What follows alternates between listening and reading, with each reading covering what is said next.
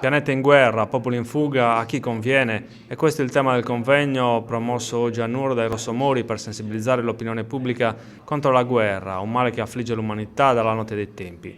Nella sala conferenze dell'ex MES sono ritrovati rappresentanti dei Rossomori, ma anche volontari di Emergency, rappresentanti delle istituzioni per analizzare la situazione internazionale che vede in atto decine di conflitti che interessano tutti i continenti, Europa compresa.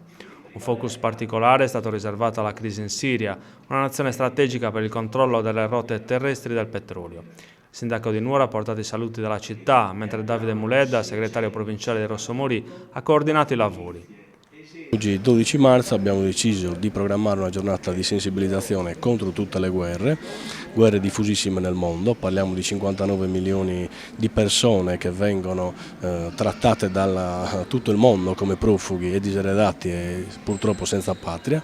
Parliamo di una situazione di conflitto che oggi non dà esente nessun territorio del mondo, e parliamo purtroppo di un tema attualissimo, quello dei profughi, che sono il frutto più amaro di ogni guerra.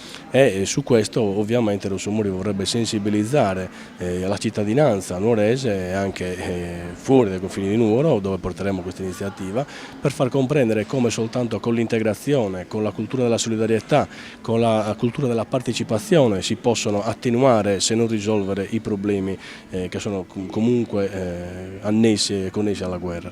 I Rossomori hanno anche formalizzato una proposta sull'accoglienza dei profughi, preso atto che il sistema attualmente in vigore non funziona perché non garantisce un trattamento adeguato agli ospiti, che in alcuni casi ha attirato l'attenzione della criminalità organizzata. I Rossomori vogliono invertire il processo con le popolazioni locali che si fanno avanti per dare un'accoglienza dignitosa a chi fugge dalla guerra.